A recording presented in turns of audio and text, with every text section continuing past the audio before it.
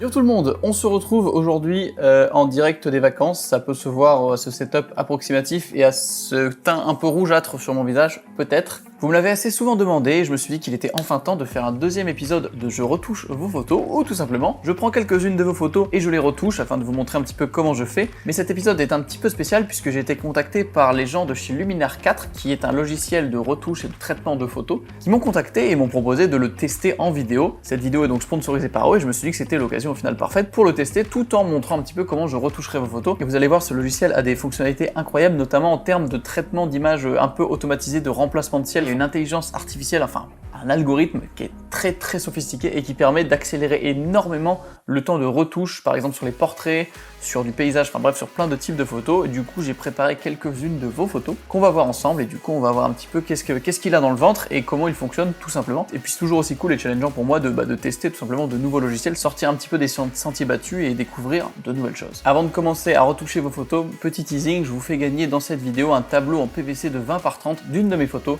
mais on en parle un petit peu après. On se retrouve donc à l'intérieur de Luminar 4. Comme vous pouvez le voir, de premier abord, ça paraît pas non plus hyper compliqué et c'est le but aussi parce que c'est un logiciel qui est autant axé vraiment vers les pros. Il y a des fonctionnalités très avancées, mais c'est aussi bien pour les débutants parce qu'il y a pas mal d'aides et c'est assez intuitif la manière de faire. Du coup, c'est vraiment pratique parce que c'est un petit peu axé pour tout le monde. Vous avez vos photos importées, vous pouvez juste aller par exemple faire retoucher une image unique. J'avais choisi ce petit portrait de Dylan Verna. Dans les onglets sur le côté, pour vous faire une très rapide overview un petit peu de ce qu'on retrouve dans la globalité, vous avez par exemple des onglets lumière avec tous les réglages habituels. Dans les réglages avancés, vous retrouvez vos courbes. Là où il y a beaucoup d'avantages sur ce logiciel, c'est qu'il y a des petits panneaux avec AI, donc AI, Artificial Intelligence, IA en français, intelligence artificielle. Et par exemple, ici, il y a plein d'outils, en fait, juste avec des petits sliders, c'est très simple, qui permettent d'améliorer la photo. En tout cas, il y a un algorithme qui va détecter ce qu'il faut monter, ce qu'il faut descendre en termes de lumière, de contraste, d'ombre, de haute lumière. Il va un petit peu gérer tout ça, tout en gardant le maximum de détails, d'informations, et surtout sans faire bruiter la photo. Donc il y a pas mal de possibilités à ce niveau-là. Évidemment, tout ça, tout peut être masqué comme on fait d'habitude sur Lightroom, sur Photoshop. Vous avez des masques radio, des masques de dégradé, des masques avec du pinceau, luminosité, il y a bref toutes les mêmes fonctions qu'on retrouve habituellement. Dans les petits panneaux intéressants, il y a des panneaux pour débruiter aussi qui peuvent être super cool. Et il y a des fonctionnalités assez originales, on va dire, par exemple des paramètres pour sur une photo où ça vaut golden hour mais ça manque un peu de couleur, il y a un paramètre heure dorée qui vous permet tout simplement de ramener de la couleur et tout simplement sur toute l'image et de donner un petit peu plus l'effet golden hour qu'on aime bien. Et après dans les autres panneaux, il y a 3 petits panneaux ici. Et là, vous avez d'autres trucs plus avancés, on va y venir au travers des photos, vous allez voir. Il y a aussi tout un panneau pour les portraits et enfin un petit panneau pour les pros avec beaucoup plus de réglages de précision qui vraiment peuvent aller très loin. Et surtout ces outils, vous pouvez les mélanger avec un système de calque comme dans Photoshop, puisque vous allez pouvoir régler même un effet sur chaque calque et pouvoir les désactiver. Pour vous montrer un de mes paramètres préférés, un de ceux qui utilisent le plus l'intelligence artificielle, on va prendre une photo d'Alexandre Deschamps, qui est déjà un petit peu retouché. Vous allez voir, je vais vous montrer le fichier original et comment j'ai réussi à arriver à ce résultat qui est honnêtement plutôt sympa déjà, en quelques clics seulement. Le résultat d'origine, mesdames et messieurs, c'est celui-là. Ça, c'est la photo d'origine, le fichier RAW que Alexandre m'a envoyé, d'ailleurs merci à toi. Et là, en quelques clics, j'ai pu arriver à ce résultat. Grâce à l'outil de remplacement de ciel, et j'ai pu récupérer complètement un ciel. Donc là, on voit qu'avec Essence, c'est assez fou. Donc en fait, si je reset l'image, on va la remettre à 0 complètement. Je repars donc avec l'image de base. Imaginons, donc j'arrive dans mon remplacement de ciel. Alors oui, en soi, on peut faire tout un débat sur, ok, est-ce que c'est bien de remplacer un ciel et de mettre un ciel qui n'était pas là lors de la prise? Oui et non. Il n'y a pas de bien et de pas bien. C'est juste d'un point de vue, si tu fais de la photo en reportage quelque part, tu cherches à montrer vraiment une réalité, tu vas pas aller dans des retouches poussées, etc. Parce que t'en as pas besoin, c'est vraiment juste, tu veux montrer le moment comme il l'était. En revanche, si tu fais, je sais pas, là, on pourrait être dans le désert de Gobi, dans un petit chemin de dune pour une agence de voyage locale là-bas, t'y allais, t'as eu une seule journée là-bas, le ciel était dégueulasse, c'est pour une pub, je pense que c'est pas si négatif de tout simplement remplacer le ciel par quelque chose de mieux avec un logiciel comme celui-là, qui va te permettre simplement de facilement avoir un résultat totalement crédible, qui est joli et qui au final serait peut-être arrivé 10 jours après par une autre météo, mais que t'as pas pu avoir parce que t'as un client, t'as des comptes à rendre et tu veux lui rendre la meilleure photo possible. Donc en soi, c'est quand même justifiable plutôt dans le domaine de la pub de faire ce genre de manipulation. Mais voilà, faut bien distinguer, je pense, un petit peu la notion de quand c'est bien ou quand c'est pas bien. Après, ça dépend évidemment de vous et de ce que vous en pensez, de votre avis là-dessus. Donc remplacement de ciel IA, là vous avez toute une panoplie de ciel. Moi je vais prendre un réglage assez classique, celui que j'avais déjà fait, le Santa Barbara Sunset qui fait partie des packs. Et là, il s'applique, mais cette fois-ci pas forcément correctement, mais c'est pas grave parce qu'on peut juste ajuster tout. Des fois c'est carrément parfait du premier coup. Et en fait je vais juste changer la position de l'horizon jusqu'à venir toucher le haut des dunes. Là, vous voyez qu'il ne recouvre pas la dune du haut. Faut pas aller trop loin pour que l'échelle soit correcte. Ce qui est incroyable, c'est qu'il va pouvoir rééclairer la scène en fonction de la couleur du fichier du ciel. Donc, par exemple, vous voyez que si je change ce slider, ça va tout simplement impliquer un petit peu de la même teinte et du coup, harmoniser le tout. Donc, à faire avec parcimonie, évidemment. Il y a beaucoup de réglages en fait qui peuvent être très abusifs vite. Mais si vous les mettez tout doucement, gentiment, avec un petit peu de douceur, dirons-nous, et ben ça rend vraiment bien. Et après, si vous voyez que votre ciel et que des fois, par exemple, il y a des petits éléments qui sont un peu confondus avec le ciel, il y a des petits outils pour combler les lacunes, il va tout simplement détecter ce qui ne va pas à tel endroit, etc. Vous pouvez rajouter de la brume atmosphérique pour tout simplement blender un petit peu mieux le ciel, pour donner un petit peu le rendu un peu plus... ça marche mieux avec des ciels de midi. Pour un autre exemple de remplacement de ciel, j'ai cette photo que j'avais fait en Inde, cette fois-ci c'est une des miennes. Là, si je vous la montre comme ça, elle vous paraît à peu près naturelle, il n'y a pas de souci. Bon, j'ai pas fait une retouche dessus poussée du tout. Et simplement, si je viens enlever le remplacement de ciel, puisque oui, j'ai remplacé le ciel, j'avais aucun détail dans mon ciel. Si jamais j'avais voulu en avoir un, quelque chose, avoir un peu de détail, j'en ai mis un. Et cette fois-ci, par exemple, vu que le fond était flou, il y a une option tout simplement de défocage du ciel. Traduction plutôt approximative, mais en tout cas qui va te permettre de faire un petit peu de flou sur le ciel pour représenter un petit peu l'équivalent de ce qu'on avait sur la photo d'origine. Donc voilà, ça marche tout seul. Et sur cette photo-là, par exemple, ça marche plutôt bien. On peut venir complètement bouger la température de mon ciel pour le jaunir un petit peu. Voilà. Et en vrai, là, on est déjà pas mal du tout. Je peux même venir rajouter des faux rayons de soleil. Là, pour moi, là, ça va un petit peu trop loin. Après, en effet, il y a possibilité vraiment de faire des créations complètes digitales. Par exemple, dans l'option ciel augmenté, je peux carrément aller rajouter des oiseaux. Là, je peux mettre des oiseaux. On va voir ce qu'il me propose. Et en vrai, ça passe tout seul. Je peux le placer, du coup, je vais le placer différemment. Voilà, j'ai juste rajouté quelques petits oiseaux après de micro-ajustements. Et j'ai juste mis des petits oiseaux comme ça, il n'y a pas de souci. Vraiment, j'irai pas mettre ça. Mais là, par exemple, pour aller pousser l'exemple au maximum, je pourrais mettre une girafe, puisqu'il y a des girafes proposées, pourquoi pas. Tout est au final possible. C'est plus de la création digitale. Là, je suis plus dans la récupération de photos en soi. Et après, j'avais testé des petits effets. Voilà, vous voyez, il y a plein de petits effets qui améliorent un petit peu. Et en fait, en mettant des petites choses comme ça, même si vous débutez d'ailleurs, il y a même des luttes à mettre, vous pouvez choisir des luttes qui vont vous donner un style à vos photos, ce qui peut être intéressant aussi pour homogénéiser tout simplement le rendu de vos photos en mettant déjà un petit style de base pour vous aider. Évidemment, c'est mieux de créer le vôtre, mais en soi, si vous débutez, je peux comprendre que c'est plus sympa d'avoir une petite aide.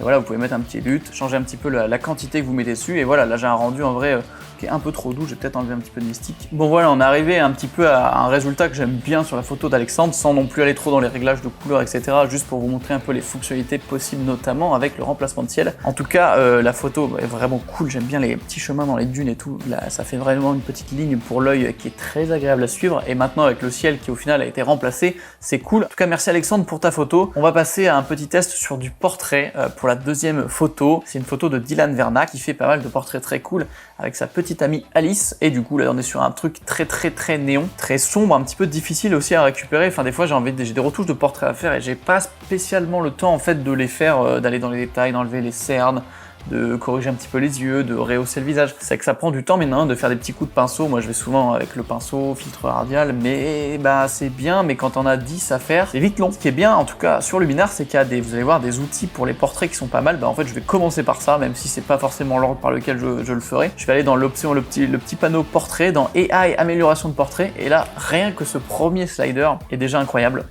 Il s'appelle visage lumière, alors ça paraît peut-être un peu cryptique, mais tout simplement ça va venir détecter le visage et rehausser la luminosité sur le visage sans avoir besoin de faire un filtre ou de masque, faire un petit pinceau sur le visage, ça se fait tout seul. Et du coup là par exemple je vais venir rehausser le visage pour le faire ressortir, hop, comme ça me paraît pas mal. D'ailleurs j'en profite aussi, je l'ai pas dit, mais en fait Luminar est utilisable comme là je le fais en standalone, en logiciel seul. Si vous avez déjà Lightroom ou Photoshop, vous pouvez ouvrir depuis ces logiciels dans Luminar. Par exemple ça m'est arrivé là du coup sur des portraits, pour donner un petit coup de boost à la fin, de les ouvrir dans Luminar, d'utiliser les outils propres à Luminar pour finir un petit peu de retoucher mes portraits et surtout pour aller plus vite. Mais là je l'utilise juste en logiciel seul. Il y a aussi du coup du retrait des yeux rouges, donc vous voyez ce qui est écrit blanchiment des yeux, et ce qui est fou c'est que tout ça marche. Là l'exemple est extrêmement difficile parce que les yeux tout ça c'est très sombre, mais il y a même des options pour amincir le visage.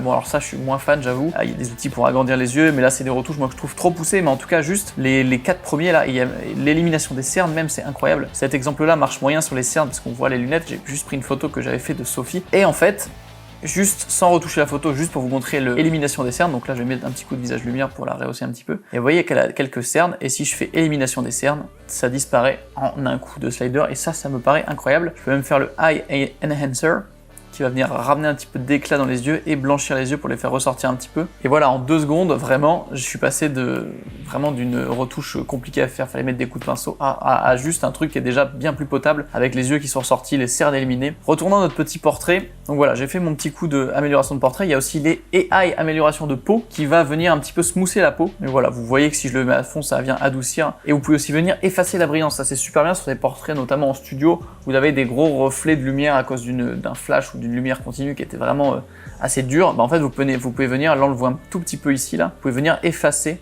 les éclats de lumière et du coup venir un petit peu smousser un peu le rendu. Et encore une fois, ça se fait vraiment en 2 clics. Si je voulais, je pourrais venir enlever un petit peu les quelques petits défauts. Je viens ici dans Toile. Donc dans Toile, c'est là où il y a tous les recadrages, toutes les formations d'objectifs. Il y a un outil tampon de duplication comme dans Photoshop. Moi, ce qui m'intéresse, c'est le petit outil effacer là. Je vais juste venir le faire un tout petit coup. Hop, donc imaginons, je veux enlever, je sais pas, celui-là, celui-là. Je change la taille de ma brush et celui-là et je fais terminer. Et là en fait il va me calculer tout, il me refait un nouveau calque en enlevant ses défauts et bah il vient de me les enlever avec brio, voilà, il n'y a aucun souci. Bon alors j'avais complètement zappé cette option, mais plutôt que de faire tout manuellement, j'aurais pu, avec un autre exemple un peu plus violent, venir ici dans AI amélioration de peau, cliquer sur cette petite case, élimination des défauts de la peau AI, préparez-vous, attention. Ça, mesdames et messieurs, c'est en un clic et c'est magique. On va aller maintenant un petit peu dans les retouches plus classiques quand même, parce que faut qu'on retouche cette photo. Hein. Descendre un tout petit peu les hautes lumières, ressortir un peu les ombres, décontraster un petit peu, parce qu'elle est déjà de base très contrastée. Température, testons un peu, qu'est-ce qui rend bien? Je vais juste la bleuter pas mal, et moi j'aime bien, comme je l'avais dit dans le dernier épisode, le côté un peu vert. Là, ça ressort moins bien, très compliqué à retoucher du néon. Il m'avait envoyé cette photo comme un challenge, le Dylan, et ben c'est un sacré challenge en vrai. Elle est dure à bien retoucher, un petit peu de blanc. Les noirs, je vais pas les baisser parce qu'ils sont déjà très noirs, là le pull est quasi invisible. Comme d'habitude, je viens relever un petit peu ma courbe ici pour faire relever les ombres, et je viens faire une petite cassure, hop. Je viens relever un petit peu les hautes lumières par ici, voilà. J'aime bien aussi relever un petit peu les ombres dans les bleus. On va faire ça, toujours avec parcimonie les réglages, sinon ça va vite dans le cliché. Et là, je viens casser un peu pour ramener du jaune. C'est pas mal comme ça. Si je teste un petit peu les outils d'amélioration, vous voyez, il me propose un rendu complètement différent avec l'amélioration.